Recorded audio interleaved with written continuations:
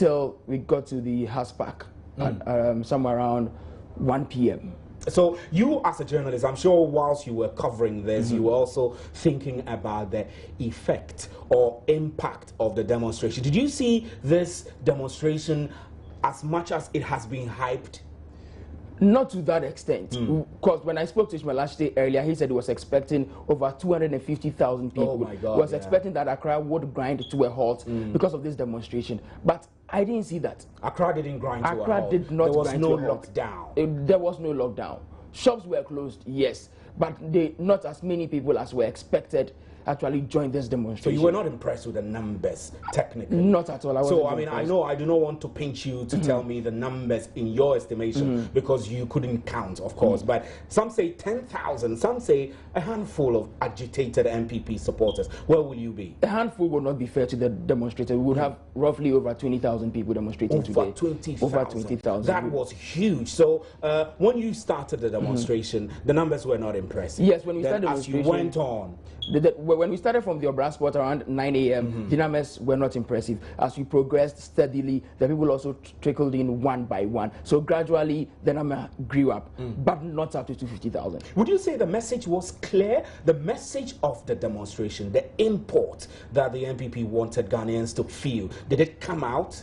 Well, it came out, but not as loud as it should be because they did not have the number they were expecting. To have over 20,000 people drumming home a message that was meant for 250,000 people, well, you would say that that's like almost one-tenth of the people you were expecting. And so you won't have that much of an effect on the populace as much as you would.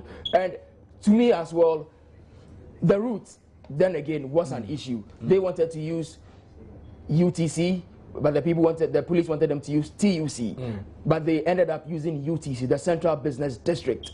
And that is an issue for the police to contend with. When we got to the Kokobo Junction, the police were overwhelmed by the number of agitators who were coming at them. They actually had to let go and let the people have their way. I see. That's impressive. So we just played your interview with Ajiri Blank. So who else did you speak to? I spoke to the major organizer, the regional chairman for the NPP in the Greater Accra region, in the person of Ishmael Asare. Ishmael Asare. Yes. Right. So let's hear Ishmael Asare. He spoke to Derek earlier. A day and bring your intentions to this uncaring government than just go for a day's work and then suffer for many years to come. What do you foresee as the result of this particular demonstration? Like I told you, I'm trying to bring Accra to a total halt. After bringing Accra to a total halt, will that solve the power crisis issue? Yes, that will send a signal to a government. Unless they are uncaring, it will send a signal to the government that the people of this country, especially the people in Accra, are not satisfied with the way they are running this country. You have already described the government as uncaring. Have you not given up hope already? I have not given up hope. If they will listen, you understand, if the government is prepared to listen, we have competent people in this country that can assist them. Well, tell me, I know this was a very hectic day, and usually when journalists go on such marches or demonstrations, there is one form of threat or risk against their persons and their safeties, etc. What are some of the challenges you faced? Well, we went through a lot, but I think that my cameraman did a very great job. David and at the point in time, had to run around chasing the cameraman so we could go get interviews. He was up there, had to climb trees, and had to climb uncompleted bridges just to get an overview shot of what was going on. When Nana Akufo-Addo was coming in, we all couldn't get there. Look at how huge I am. But I saw somebody who was bigger than I was. The person just hit me with the elbow. I nearly fell. So I had to protect my phones, my wallet, protect the camera, the microphone as well. It's been a very hectic day. I've covered demonstrations, but to go through this. Look at you. I mean, you're saying that you went through a hectic period, but you're saying like the effect was not as you expected. Because I'm big. Because I'm big. Because it means they lived up to the hype, really. I mean, they hyped it, and then they delivered the numbers also. Yes, they delivered the numbers, but not to the extent or to the number of people they were expecting. But maybe if you had sent a cuter reporter, the reporter wouldn't have been here. Because to go through what I went through and still be standing here on my feet like this, it's just by the grace of God. It's been a very hectic day, especially getting Nana Akufo-Addo's interviews was a problem because he had a lot of people surrounding his SUV or his V8 vehicle, and you can't even get close because he has scores of people, mostly bodyguards around him. Did he march? He marched. When we got to Cocoa Boy. How long did he go? Roughly for about 20 minutes. Okay. 20 minutes. 20 minutes. So the whole march was totally since 9 a.m. through to like 1 p.m. That's a lot. So, yes. I mean, who started and finished? Which of the executives of the NPP started and finished? I saw John Gwedu, I saw Samir Uku, I saw the chairman Paula Foko, and then there was Kwabene Japan as well, and then the flag bearer, his wife, and then Dr. Mahmoud Biaomia, the vice presidential candidate of the NPP. These were the people I saw. I also saw Yao Safumafu also in there. Alan Chamainton made a face. But before we could say Jack, he was vanished into thin air. Yeah, it makes sense. I mean, he shouldn't take the shine from their party candidate, right? Yes, but there were other people who were thinking that for him as a member of the party, somebody who wanted to be a flag bearer, he should have been in the thick of affairs, also controlling the crowd and getting people to follow him. Because we all know that Alan has a huge following. I will return to you, Derek, and you will talk about what happened at Nana Ado's. Was it his residence or his office when you went there? You were expecting a statement. Yes, we were not allowed into his office, so we had to follow him all the way from when he arrived. And it was difficult hearing his speech. When he got there, I think all he did was to admonish the crowd to be very peaceful on the protest, so we don't record any chaotic scenes. Right. And then when we got to the House Park, it was a very short speech. All I could hear was, "Thank you very much for coming. Let the struggles begin." And that was it. Right. Let's go back. And the NDC says that it is not impressed about the whole demo, and they have been reacting at a press conference held earlier today. Let's listen to Kofi Adams, who is the national organizer of the NDC. Why demonstrate against something you contributed significantly to putting us in? And like we kept asking the NPP, give us any alternative that you think this government is not doing today to deal with the problem, or give us something that you did different or that you did so well when you had 8 years. Don't forget that if we seriously even want to go back and add everything, this is a government that have not had the same time as the previous administration. But if you look at the levels of additions, the number of signings, and the commitment to long-term energy solution, then they cannot really match us. That is why we are surprised. Let me also assure you that, like the statement said, we are very confident in the measures that are being put in place to deal with this problem. And for them, let us get out there to demonstrate, because we are more than aware that President Mahama will be dealing with the energy problems. And when he does, we can come back and say that if we had not demonstrated, he would not have done it. They know very well that the measures that are being put in place will yield ultimate results and long-term results for that matter. So let's jump on the street. Let's make noise and say, oh, they weren't doing anything. So when even the results come ultimately, you say, oh, it was because we demonstrated, so still credit us. My brothers and sisters gathered here, this government is not sleeping on its job. The government is working very hard to deal with the problems in short term and also long term, so it doesn't recur. Kofi Adams there, he wasn't the only one who spoke. Fred Agbenyon, who is the Deputy Communications Director of the party, also spoke. At the time when President John Dramani Mahama and government as a whole have demonstrably committed to addressing the electricity problem in a systematic and comprehensive manner, the expectation of all Ghanaians would have been that Nana Akufo-Addo and his NPP, when they thought it necessary to intervene in the discussion, will focus on the proposal and submission of clear alternative measures to those put forward by governments.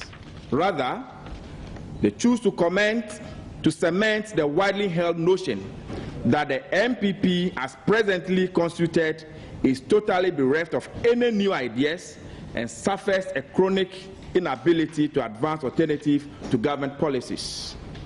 Instead of coming to the table with credible alternatives, they have chosen the cheap option by harvesting the genuine public sentiment over the electricity situation for petty partisan gain.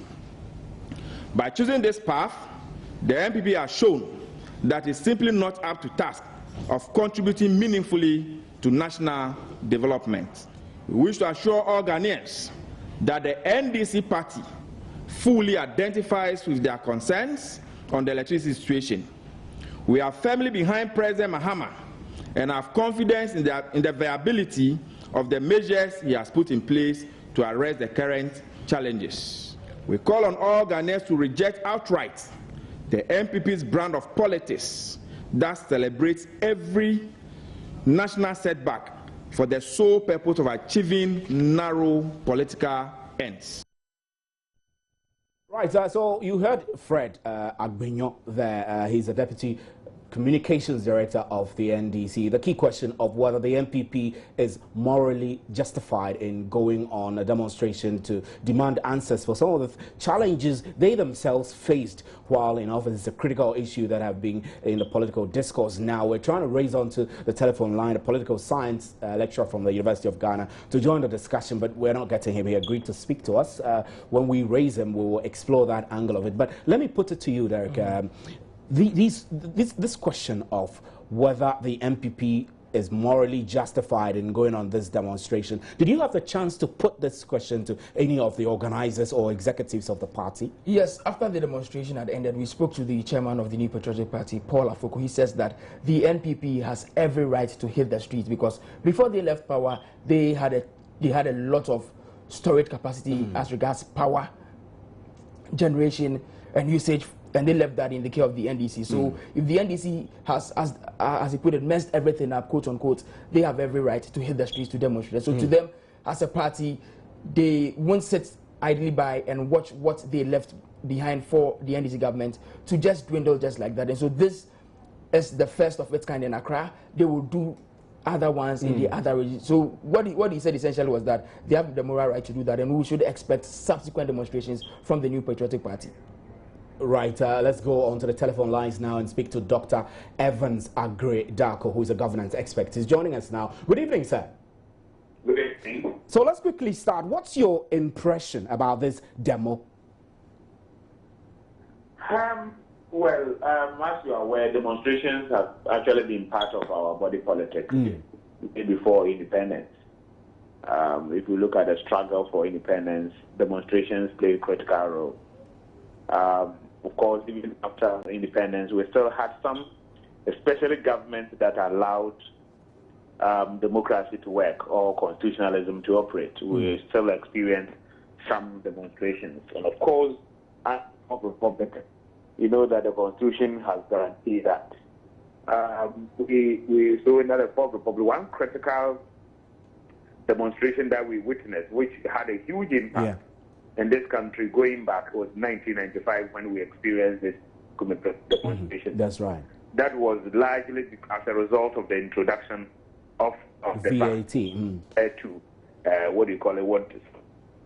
To cascade effect on prices and so on. People were paying VAT on tomatoes, on oranges, and everything because some analysts argue that it had been ill times and so on. Not enough public education had gone into it and so on. So the Kumipeku demonstrations, coupled with even some arguments put forth by even the NDC MPs at the time in Parliament.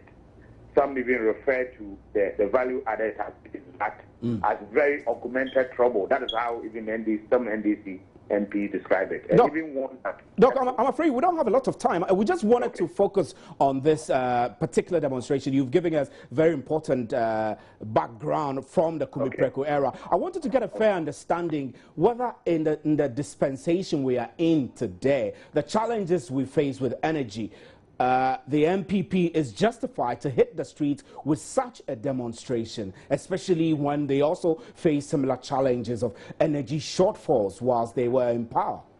Well, of course, you see that it's a democratic right, and you decide whether you want to exercise it or not. I think when the NDC is in power, or other political parties under some auspices, I think CJ and others demonstrated against certain major public policies, utilities, and so on and so forth. Well, there are several avenues of influencing policy. One, you can influence in Parliament, you can use press conference, you can organize demonstrations, and among others. So every political party within the country feels that as part of the pressure that must be brought to bear on government. Of course, any individual can. It doesn't really matter the numbers. I mean, a group of people who think that they are aggrieved and they think that some concerns, have to be expressed. Could activate that right under the Constitution, and I think go through the legal process or the due process and ensure that the right thing is done without necessarily embarking on destruction, of proper. It's within their democratic right. It's within their democratic right. Yeah. Subsequently, yes. Subsequently, they have to still engage the system. Right. In other areas, like in Parliament and other areas, so we can see some policy shift to resolve the problems that we face. Right, Doc. Doc, now let's talk about the reaction. I'm not sure you heard the response we played earlier from Kofi Adams and Fred Agbonyi, who speak for the party. But in principle, what they said was that instead of the NPP bringing to the table a credible alternative to solving this energy crisis, they have resorted to the cheap populist option of hitting the street, calling for demonstrations, exploiting the situation to their benefit. What do you say about such a reaction? Oh, I would say that such a reaction is unfortunate. You see, that is the type of politics we play in this country. You see, we shouldn't behave as though we are oblivious of the problems of the day. Of course, any political actor, they are all utility maximizers, and therefore, if there's a serious problem with governance or serious problem with utility services, among others, any serious political party will want to take advantage and tell the people that, look, we are credible alternative, and therefore, the next election, please make sure you get us to power. So I think that the attitude of government rather should be, yes, these are people who are also expressing their democratic rights. Do they have a case? And I think they do, because we are all experiencing that on a daily basis. So what we do, we need to rethink, think outside the box, reinvigorate the systems that we put in place. We maybe reinvest, try to look at some ways of investing. That is why the president is all over the place. Right. But the president himself has admitted that this is a serious problem. Yeah, so that's right. Rather say that it's a problem, I don't think we need to rubbish them as if these are rabble-rousers who do what they are doing. Yeah. Doc, I'll have you hold briefly. I'm going to play for you an interview that our reporter Elton John Brobe had with the Power Minister, Dr. Kwabena Donkor, earlier today, in which he referred to this demonstration as a keep fit exercise. Let's play that for you to hear, so we'll get a quick reaction before we wrap. Okay. Appreciate their right to go and exercise, especially the more they exercise, the healthier they become, and it's good for the it's good for the country. We have a healthy population.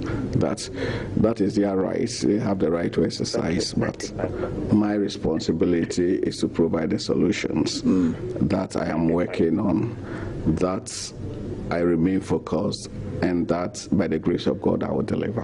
I'm not sure they are interested in knowing what measures are being put in place. I'm not sure, because if they were interested, they could have used any of the parliamentary channels to find out what we're doing. They are interested in political opposition. They are interested in milking the situation for political gains. I can understand them. If the reason for the demonstration is altruistic, at least they have a significant presence in Parliament. They could use the parliamentary route to find out from the minister what is it government. Right, Dr. Agridako, welcome back. We just played, I'm afraid we didn't have a lot of time, so we just played a few minutes of what the full interview that he had. But in short, he described this exercise as a keep fit exercise. Obviously, it's towards denigrating. I don't want to use a denigrator, it's a very harsh word, but it's perhaps towards belittling this demonstration in general. As a power minister, really, what do you think his posturing should be on this demonstration, even if he chooses to react? In a democracy, we cannot pick and choose. You see, that is why I sometimes contend that we are not even Democrats at heart. And I think we are pretending in this country that we are operating a democracy. You see, it's a farce. For me, it's a facade. You see, one basic ethos of democracy that we all must acknowledge is that we must build the necessary political culture. You understand? What should be our temperament like? How do you relate objects of politics, for instance? Do we accept dissent, for instance? Do we accept opposing views? And I tell you that on authority that, look, I think we are not Democrat at heart. And all that we operate in is just a facade. And behind the facade is all authoritarianism. You understand? Yes, sir. And for me, what the posture of the public sector, ministers and functionaries of government, opposition, etc., must be is that when you have opponents or when you have dissenting views, the least you can do is to say that we disagree perhaps with the posture. That's right, but not to give them a posturing of disrespect. No. That means that for me it portrays some sense of what referred to as arrogance of power. Arrogance of power, Doc. Doc, we're grateful. I'm afraid that will undermine our democratic principles. That's fine. Doc, we're very grateful for your time on today's Big Story. Thank you very much for the opportunity. Dr. Evans Aggrey Darko is a governance expert. So, Derek Sam, your impressions so far with the back and forth, the reaction we're getting from government officials, and you, as you covered it, I mean, do you think that the reactions that are coming are just fair and just equal to the action of the demonstration? I think that for both sides of the divide, they are not being fair to each other. The NPP can come up with solutions, and the NDC should also see that, well, as an opposition party, a government in waiting, they will also have concerns. I think that the best they can do is arrive at a consensus, and let's solve this problem. So we get out of that. You're being diplomatic, as if you're not facing the challenge. I'm facing the challenge. That's the crisis. My name is Stephen Enti. I'm afraid that's where we'll draw the curtains for today's Big Story. We'll be right back with an interactive segment. Do stay.